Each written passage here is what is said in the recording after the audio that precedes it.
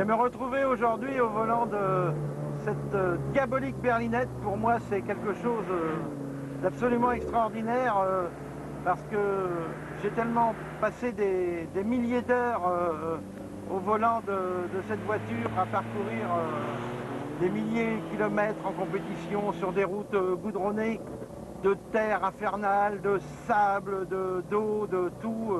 C'est quelque chose d'extraordinaire. Et quand on pense que, en fin de compte, Alpine est parti sur la base d'une voiture de série qui était tout simplement la R8 pour en faire une véritable auto de compétition qui a gagné le premier championnat du monde pour marque, ça franchement, c'était quelque chose que même nous, on n'espérait pas.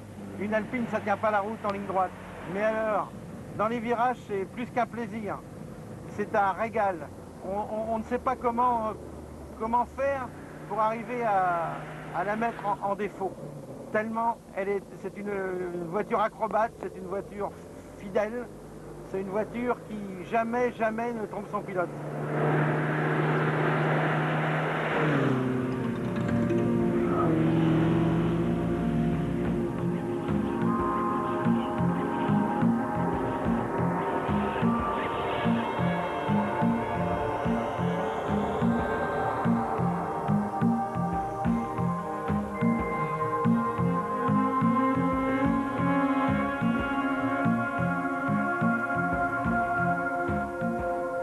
Alors Jean-Luc, tu as gardé quelques photos quand même dans tes archives.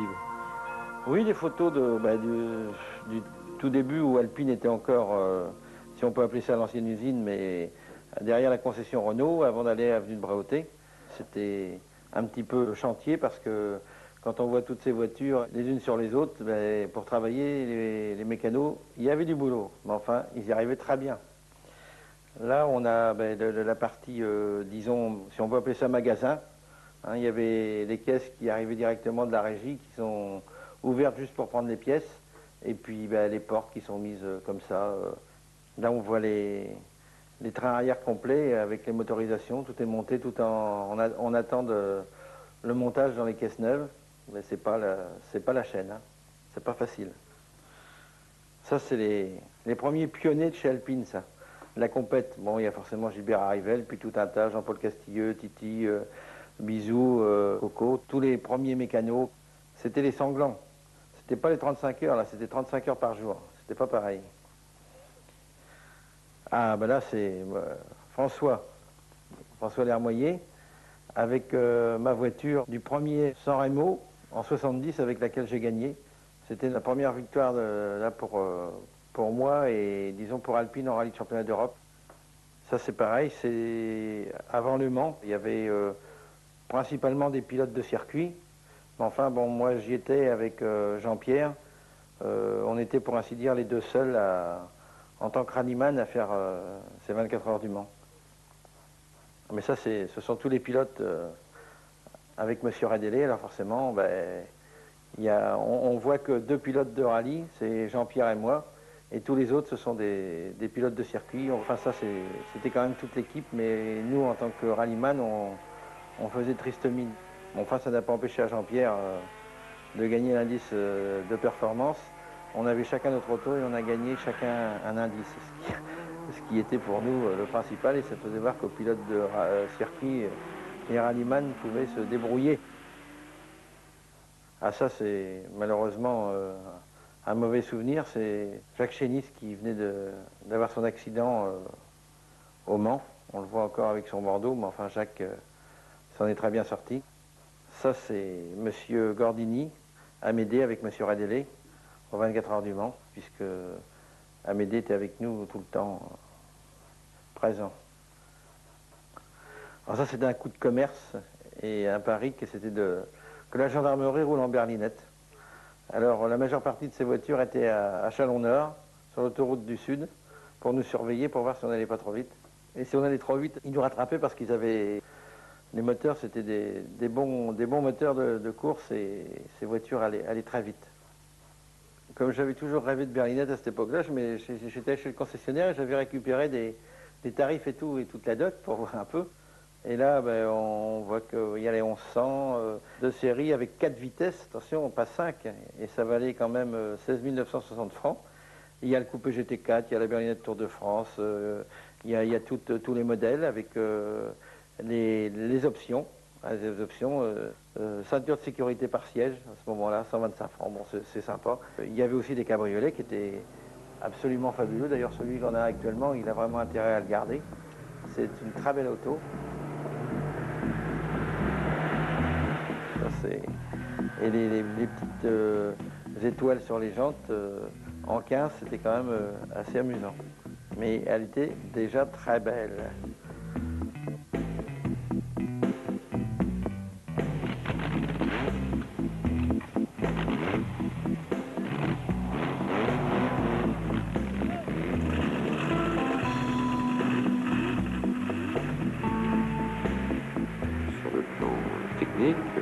La compétition est une école extrêmement sévère et elle nous oblige à des progrès constants. Nous devons transposer tout ce que nous faisons sur les voitures de compétition à court ou moyen terme sur les voitures de production. Et il n'est absolument pas question de changer sur ce point notre éthique.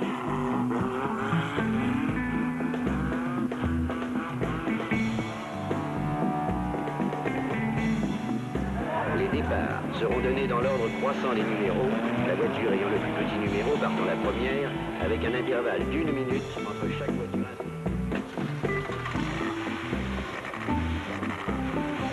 L'Alpine a été pensée en utilisant des mécaniques Renault de grande série.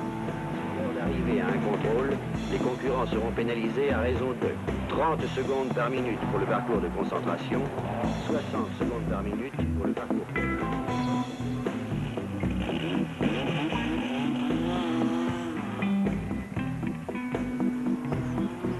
À la fin de chacune des 3 épreuves, les voitures seront soumises à un contrôle technique rigoureux.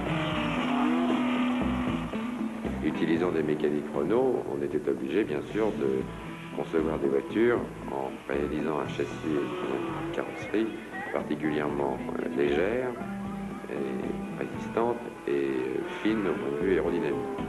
Voulez-vous mettre le moteur en marche, s'il vous plaît?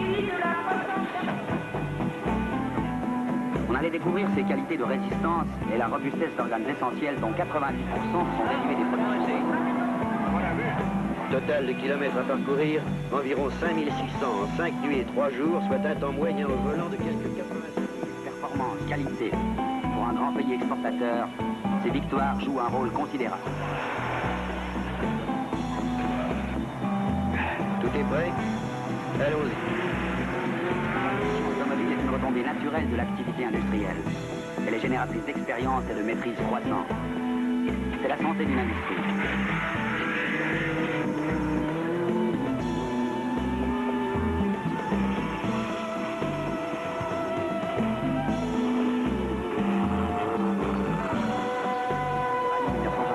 N'est déjà plus qu'un souvenir.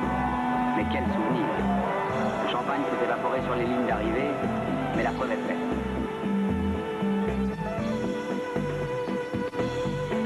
Le secret du succès, s'il en est un, la confiance tout simplement dans des produits de qualité. De l'amour propre en somme. Car derrière les exploits et les faces d'un championnat du monde, ce sont des milliers d'hommes qui s'identifient à de pareilles victoires. Mécaniciens, ouvriers, ingénieurs, techniciens.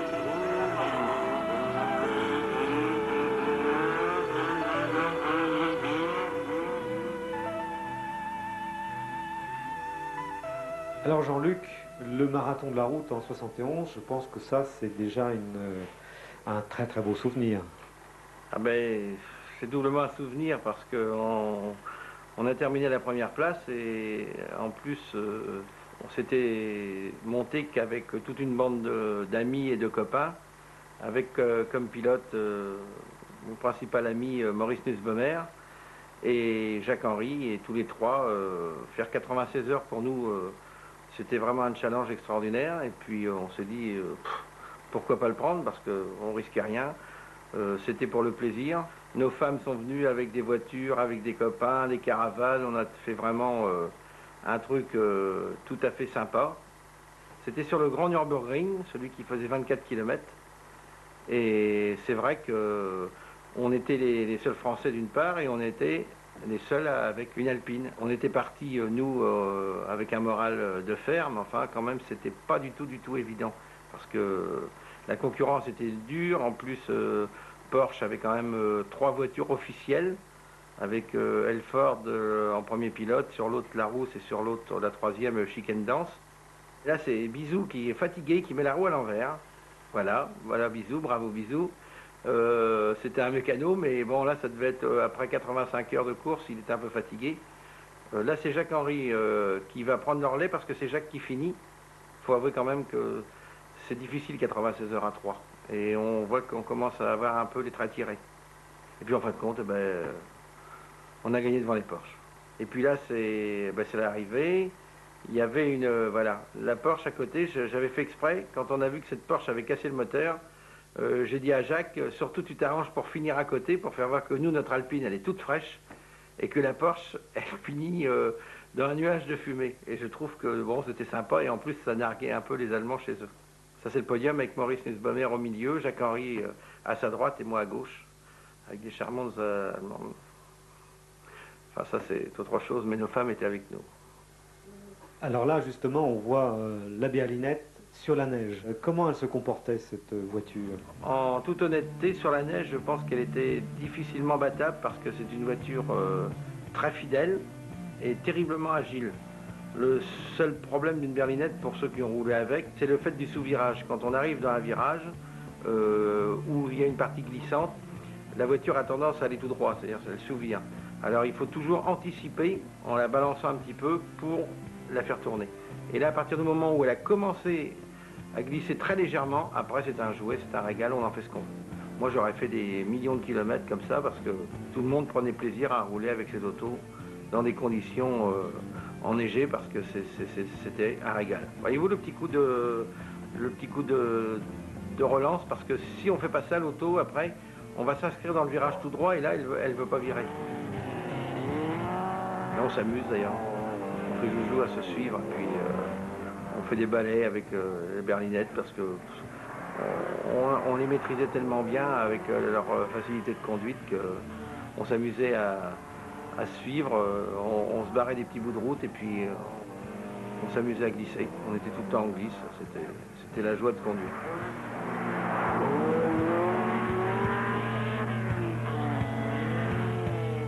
Ça, c'est fabuleux, c'est la Suède.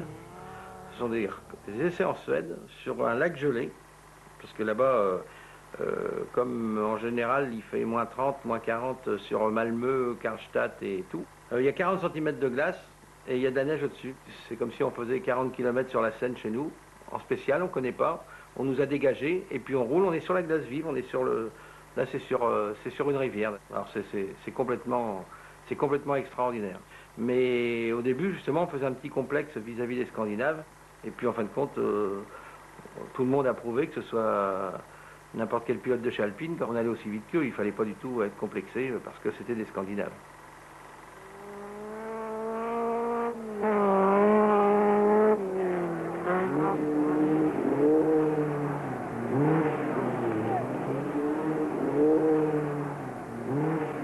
Alors, ce fameux Monte-Carlo 71, c'est un Monte-Carlo important car tu as été en tête un moment, après la spéciale de Saint-Jean-de-Royan.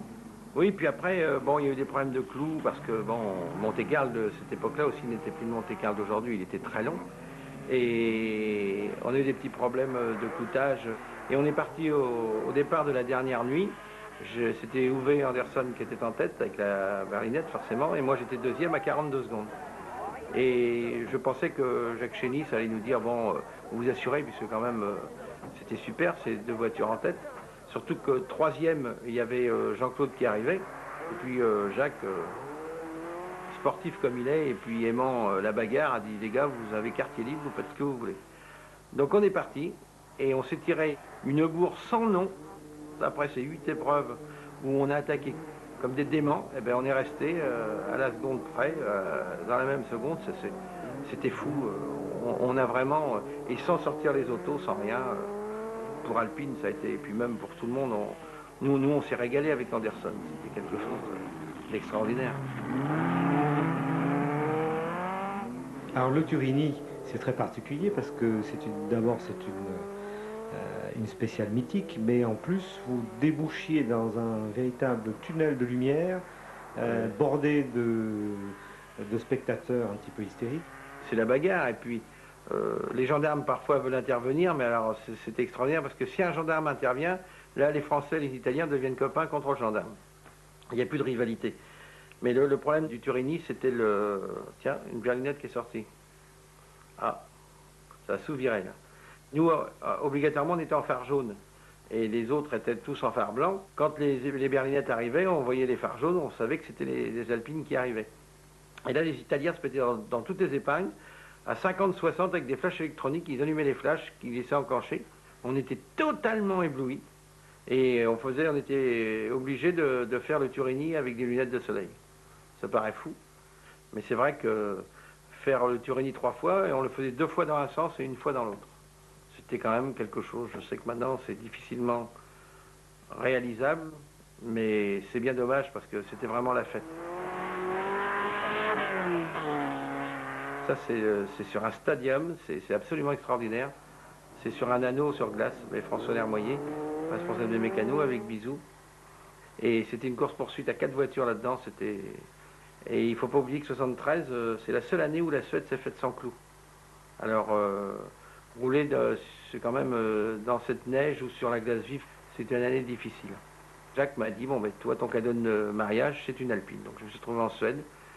Juste au départ, la voiture a été vérifiée. Je suis parti avec les notes de Jean-Pierre Nicolas. Et mon cadeau, ça a été une berlinette pour faire la Suède, où j'ai eu la chance de terminer 3e. Donc, en plus de marquer des points pour le championnat du monde. Ça, c'est l'Autrichien des Alpes.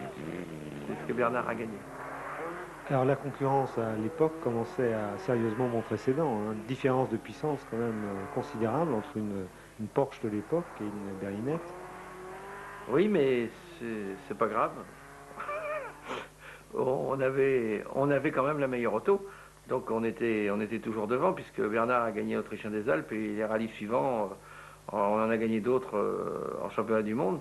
Mais on voit la maniabilité de la berlinette. Hein. Quand on voit comment Bernard attaque dans les enchaînements, la serrée, bon ben ça c'est l'Alpine. Hein. C'est tout.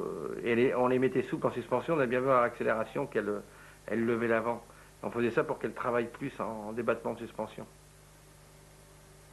Mais c'est vrai que bon, malgré le manque de puissance, la puissance était compensée par l'agilité de la voiture.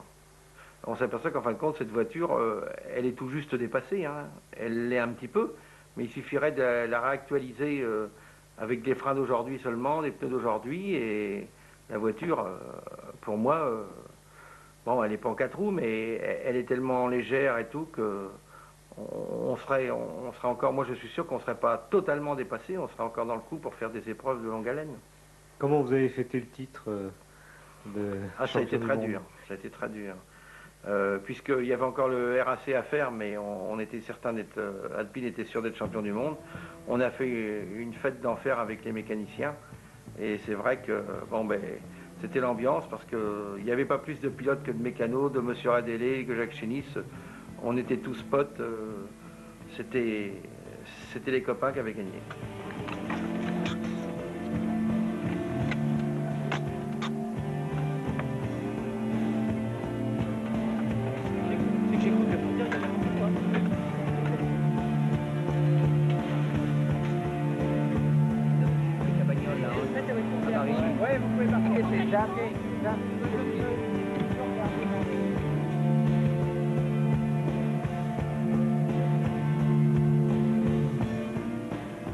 Là, c'est le rêve, là. C'est ma vraie auto de Monte-Carlo 73, avec laquelle j'ai fait 5e malgré des gros problèmes d'alternateur et qui nous ont fait prendre des pénalités routières. Sinon, je pense qu'on était dans les 3 premiers sans problème. Ensuite, j'ai fait l'Acropole avec, toujours en 73, et cette fois-ci, on a terminé premier. Donc, un championnat du monde avec cette diabolique berlinette de cette année et qui était vraiment une voiture plus qu'exceptionnelle.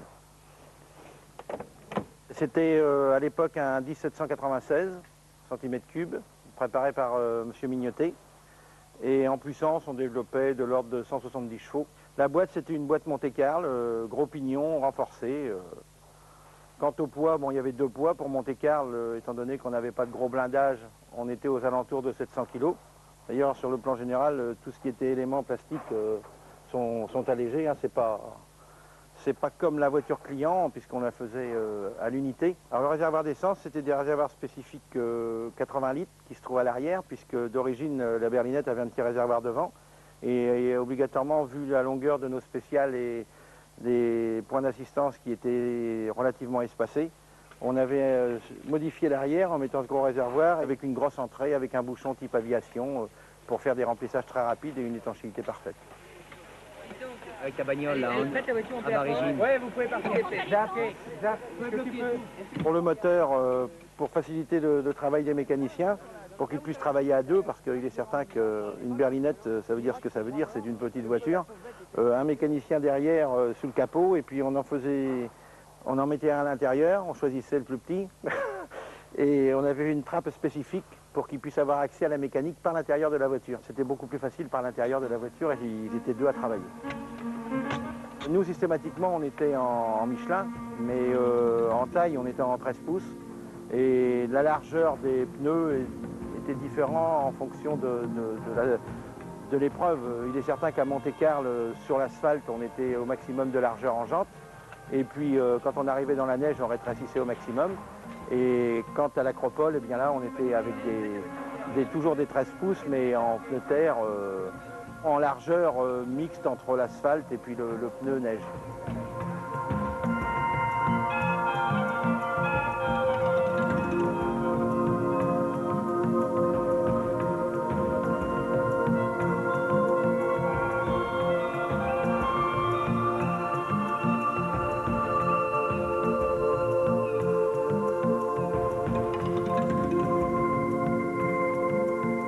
Expliquer un petit peu les détails perfectionnistes de nos mécaniciens qui cherchaient à nous gâter et à nous bichonner. Alors on avait le droit à notre petite mousse pour éviter que notre jambe droite ne frotte trop sur la boîte à gants centrale. Il y a ça, c'est mécanique, c'est le verrouillage de levier de vitesse pour éviter en faisant 3e, 2e d'aller accrocher la marche arrière. À côté, vous avez la boîte à gants pour le coéquipier dans laquelle il mettait ses cartes de l'étape et puis en même temps son carnet de bord. Parce que ça, il vaut mieux pas perdre le carnet de bord, sinon on sait bien que c'est l'exclusion. À côté, il y a une petite séparation pour le pied gauche du coéquipier, tout simplement par rapport à l'accélérateur, parce que si le coéquipier, malencontreusement, avait le pied qui passait vers le pédalier, il risquait d'accélérer. Alors ça peut être surprenant. Après, il y a la poignée en bas de porte droite côté coéquipier pour justement lui permettre de fermer très bien sa porte sans tirer sur les poignées et risquer de les abîmer ou de les casser.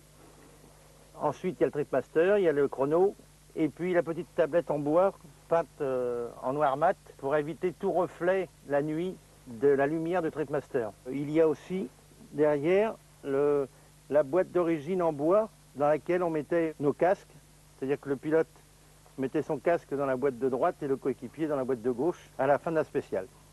Donc ce sont des petits détails très importants pour nous car il ne faut pas oublier que les raids de championnat du monde, ça durait 3 jours, 3 nuits à notre époque, et qu'il fallait qu'on ait le maximum de confort. Voilà. Alors une petite anecdote bien sympathique, une précaution, parce que quand on fait des rallyes longs comme ces rallyes quand même du championnat du monde, il est bien évident qu'après la première étape ou la deuxième étape, on arrive, on est couvert de poussière, on a transpiré dans les combinaisons. Donc on va vite à l'hôtel où on a une petite halte d'1 heure ou 2, on se déshabille, on retire la combinaison, on va prendre sa douche vite fait, on met tout dans la valise, on file au mécano et on se tire. Et quand on arrive au parc, surprise, la clé, plus de clé, elle est restée dans la combinaison. Alors là, on est bien embêté. Ben, nous, chez Alpine, on mettait la clé de réserve vissée sur le petit écrou du phare. Donc aucun problème, il suffisait de défaire le plastique et on récupérait la deuxième clé. Et comme ça, on était tranquille.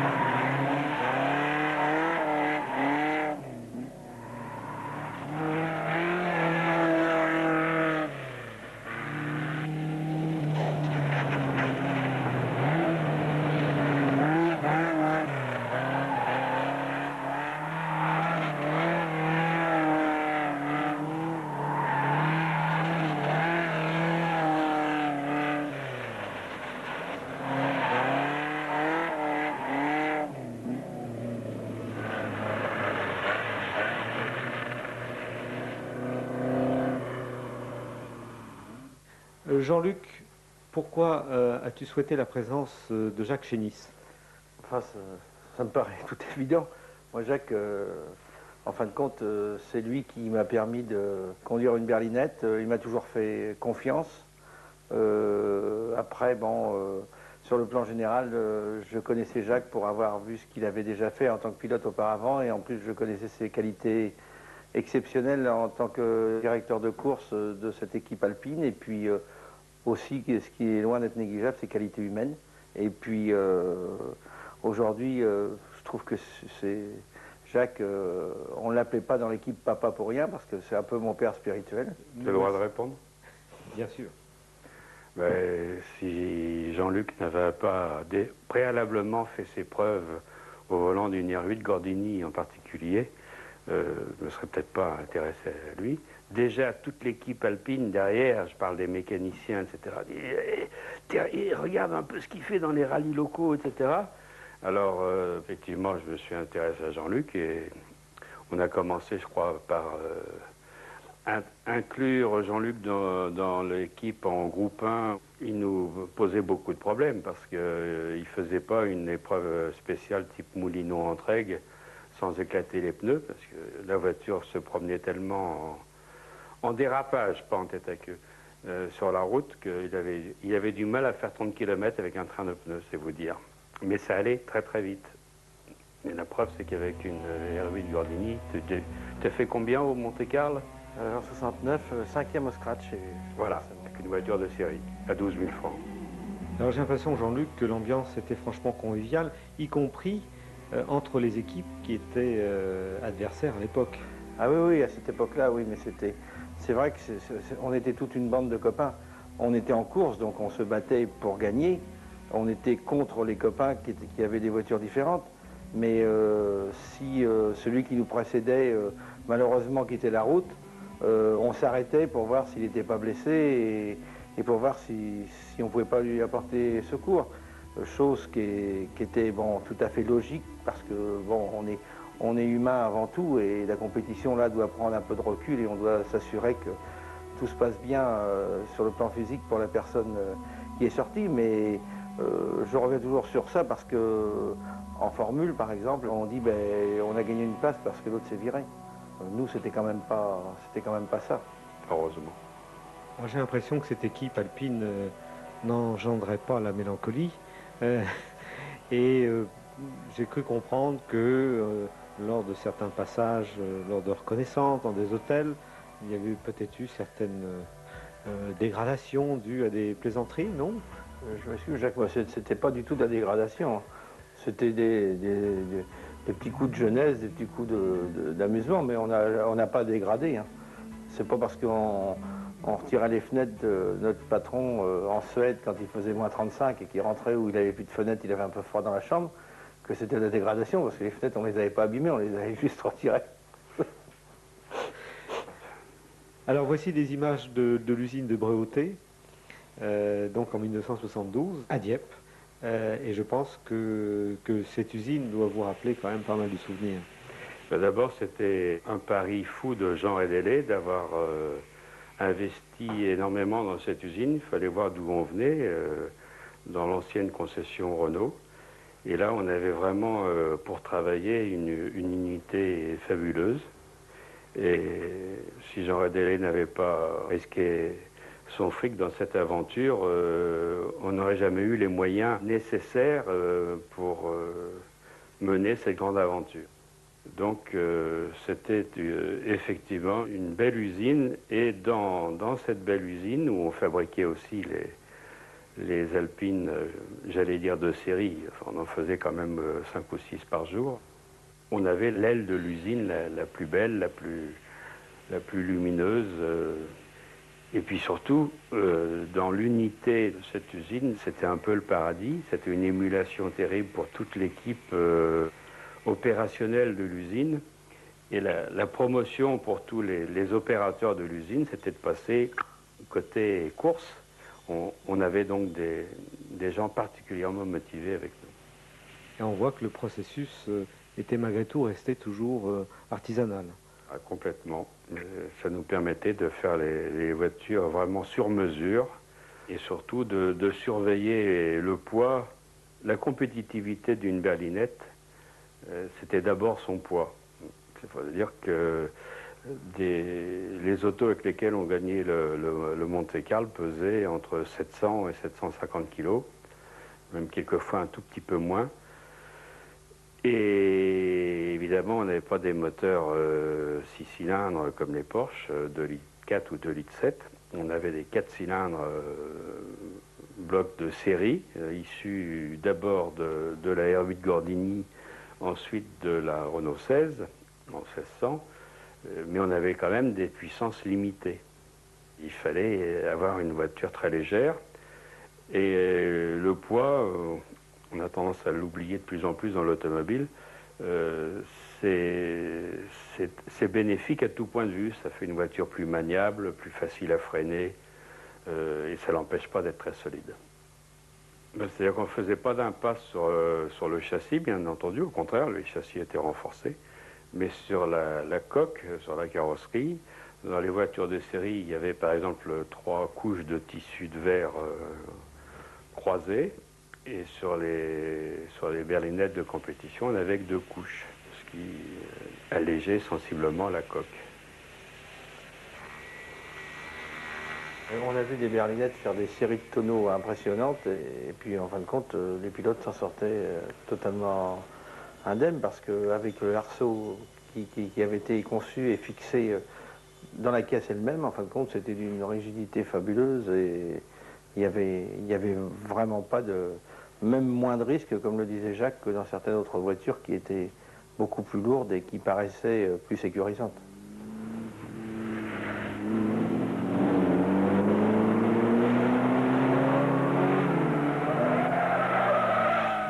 Une chose que l'on sait moins à propos de la carrière de Jean-Luc, c'est que tu étais quand même dévolu aux essais des voitures de compétition.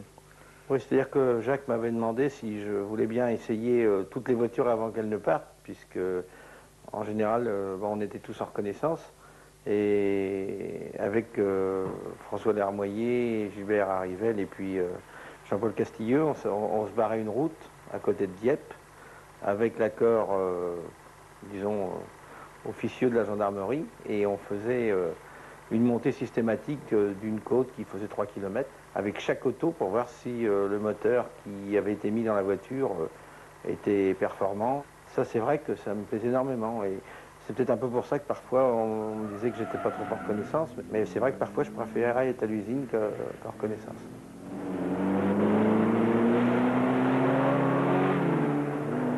La berlinette, en fait, était développée entre les pilotes, entre Jean-Luc qui faisait ses essais dans la région diepoise, et puis des techniciens, mécaniciens évolués sur le tas.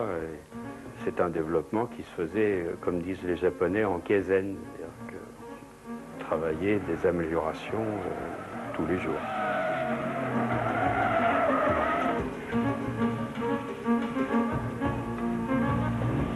Alors nous arrivons à une page quand même mémorable de l'histoire de la berlinette, c'est le Tour de France 72.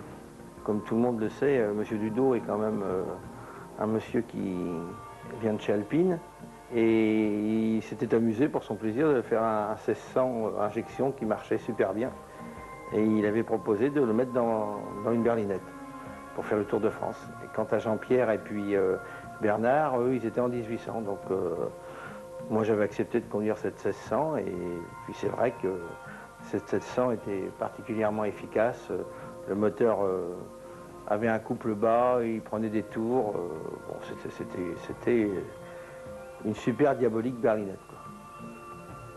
J'avais dit à Jacques, ici dans la première spéciale, parce que c'était un samedi à Bois de Saint-Pé, j'ai dit si je peux faire le scratch en Bois de Saint-Pé, ça va être super, parce que demain on roule pas, et comme ça lundi dans l'équipe en première page, une Alpine devant les grosses Capri et les Ferrari, moi ça me plaisait, ça, je trouvais ça assez sympathique. Ouais, la berlinette est toujours devant les grosses Ferrari et les grosses Capri. Moi ça me plaisait doublement parce que il y avait Gérard Larousse. Bon, Gérard a été longtemps chez Alpine, mais enfin tout le monde sait, et je peux le dire que autant j'ai du respect pour lui, il en a pour moi, mais ça n'a jamais été particulièrement mon copain en course. Et comme il avait une Capri, je voulais absolument lui prouver qu'une berlinette était capable d'aller plus vite que sa Capri. Et puis en plus, il y avait Jean-Claude Dandroé qui avait une Daytona. Alors là, c'était de pied parce que Jean-Claude, il est absolument charmant. Et le fait que je me trouvais devant lui avec la berlinette devant sa Ferrari, ça, il n'appréciait pas du tout, Jean-Claude. Et en fin de compte, c'était doublement une immense partie de plaisir. Il faut dire que la berlinette n'était pas quand même adaptée au pilotage sur circuit à cause de ce fameux train arrière sur lequel, avec le carrossage négatif qu'on avait, les pneus racing étaient très mal adaptés et portaient mal, pas sur toute la largeur du pneu. C'est bien qu'on avait un handicap par rapport aux concurrents en racing assez important. La berlinette était faite pour la montagne, comme son nom l'indique.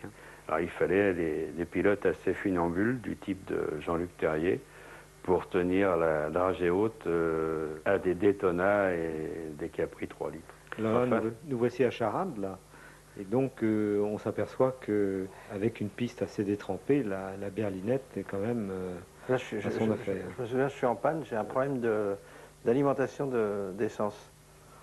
C'était le filtre qui s'était bouché et j'avais été obligé de m'arrêter pour qu'on travaille sur l'auto. Ça, malheureusement, c'était moche. Ah, voici Jacques. Il est assez satisfait. Là, il venait me surveiller. Là. Et à cette époque-là, il travaillait sur des voitures clients. Un client pouvait avoir exactement la même auto de course que la nôtre. C'est chose qui aujourd'hui n'existe plus et qui même à cette époque était difficile. Celui qui voulait avoir une Porsche ou une Capri identique à une auto d'usine, c'était très difficile. On était les seuls, je pense, commercialement à faire ça. Donc les clients étaient quand même très gâtés parce qu'ils avaient leur moteur préparé par M. Dudot. Et c'était même, c'était tout le côté commercial et sportif de Jacques qui nous incitait à vendre nos voitures. Il ne nous donnait pas de commission, c'est dommage, on aurait vendu plus. Mais c'était son j'adorais qu'il se fasse tirer par un client. Ça arrivait de temps en temps, mais oui, c'était son plaisir. Course de côte, par exemple. Le plaisir de Jacques, c'était qu'on se fasse taper par des clients. Évidemment, commercialement, ça avait un impact très sûr. Les gens le savaient qu'on vendait des vrais groupes 4 aux clients. Et alors est arrivé donc le Bugatti du Mans, et là, problème de joint de culasse. Hein. Oui, mais c'est tout bête, c'est un collier qui a coupé une durite et j'ai fait le dernier tour sans eau, donc le joint de culasse malheureusement a sauté et on a été obligé de carrément changer la culasse, bon, ce qui n'est pas évident sur une berlinette. Alors ça, c'est un véritable tour de force. Là, ils ne sont pas dégonflés. Ils ont attaqué, on a fait venir une culasse de Dieppe, puisque le moteur avait été fait à Dieppe. Ils ont changé la culasse, ils ont mis 17 minutes, ça c'est complètement fou. Il n'y avait pas de distinction entre le pilote, le mécano.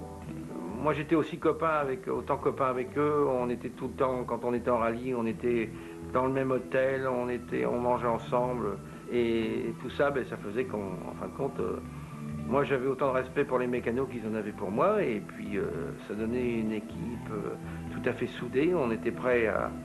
Moi j'ai vu arriver à la fin de spécial avec des disques de frein totalement rouges, prêts à fondre. Les mécanos, ils n'avaient pas les gants en amiante, c'était pas grave. Hop, ils plongeaient, ils remontaient les plaquettes neuves là-dessus en se brûlant, mais c'était pas... Mais malheureusement, on a vu une fois déculassé que non seulement la culasse était déformée, mais les sièges de soupape, tout était fendu, c'était vraiment foutu. L'équipe alpine, ou la bande alpine, comme disaient certains, c'était plutôt une famille en fait, et il n'y avait pas de cloison entre les pilotes, les mécanos et les responsables du team. Tout le monde prenait ses repas à la même table, on partageait les problèmes des uns et des autres. Et les mécanos, ils avaient l'esprit compétition exactement comme les pilotes. Ils étaient animés par cette ambition dans le championnat du monde. Quand vous arrivez à motiver les gens sur des ambitions très grandes, ça va tout seul. Hein.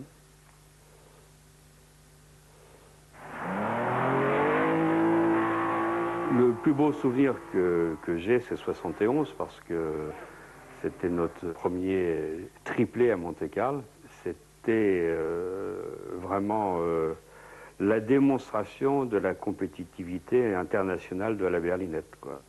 En 72, on était dans la même situation. On était 3 voitures en tête. Et puis, malheureusement, notre motoriste Mignotet avait tellement bien travaillé sur les moteurs, c'était des 1800 cm3, mais surtout le couple, il y avait plus de 20 mètres kilos de couple, que les boîtes de vitesse, qui étaient quand même des boîtes issues encore de la R8 Gordini, eh bien, on a cassé les pignons les uns après les autres dans la dernière nuit, quoi, à 200 km de l'arrivée. Toute l'année 72, on a travaillé sur ces foutues boîtes de vitesse pour essayer de les renforcer. On a même fait le sacrifice d'un pignon pour épaissir les autres, c'est-à-dire qu'on roulait en rallye avec en fait une boîte 4 vitesses, et pour être conforme au règlement, le 5e pignon était simplement une rondelle, on ne peut rien nous dire. Et finalement, en fin d'année, c'était donc au rallye des Cévennes. On a trouvé une solution de boîte qui a été validée en fait au rallye des Cévennes, puisque Jean-Luc, pour la première sortie du moteur turbo, a gagné le rallye des Cévennes. Et à partir de là, le moteur turbo, elle avait un couple encore plus impressionnant. Je crois qu'on avait 25 mètres kilos.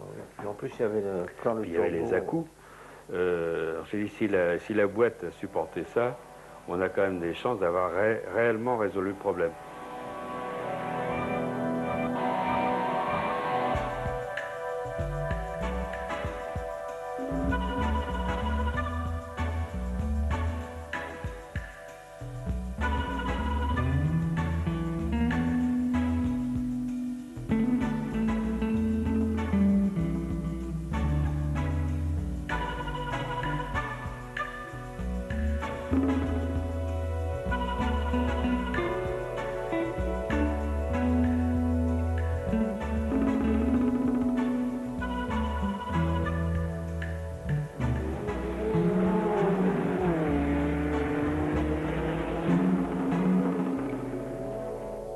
Alors, retour sur les pistes africaines.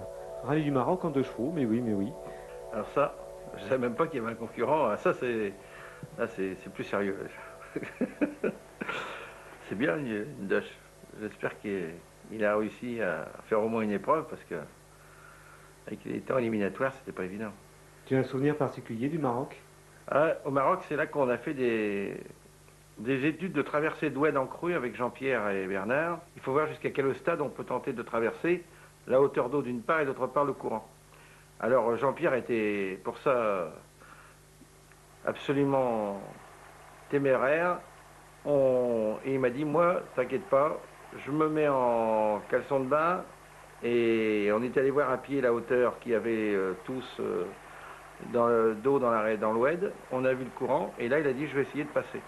Et on avait tellement peur que l'Alpine soit entraînée par le courant, parce que là, bon, ben, ça pouvait être très dangereux pour Jean-Pierre. On lui a mis un câble, et on a accroché le câble avec les 3 R16 qui étaient reliés l'une à l'autre, avec aussi des câbles de remorque, et on a laissé partir. On s'est dit, s'il est emporté par le courant, on recule vite fait et on sort Jean-Pierre. Et en fin de compte, Jean-Pierre a traversé sans problème avec la berlinette.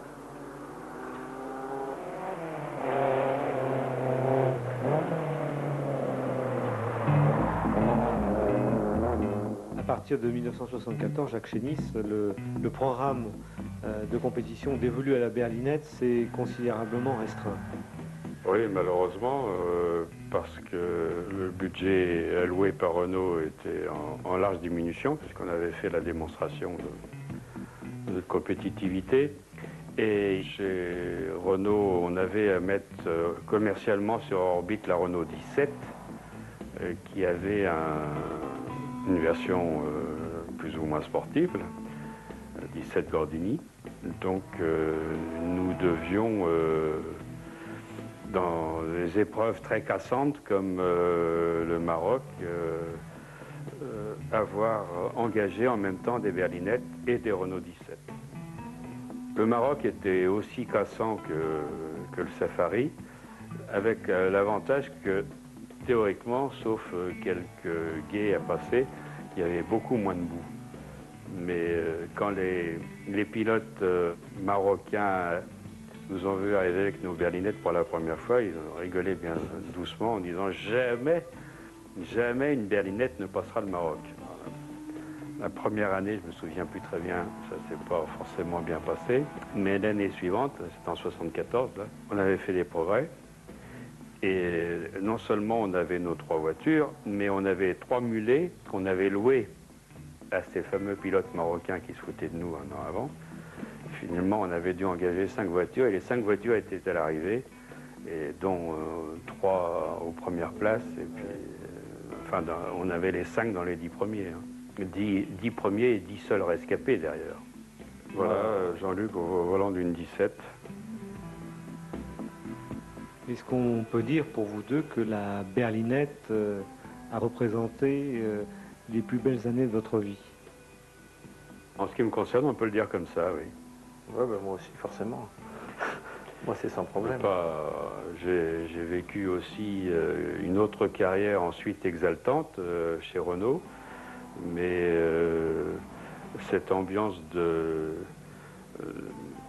camaraderie, de proximité, d'effort jusqu'aux limites, mais aussi de bonheur partagé, c'est pendant ces années-là qu'on l'a vécu.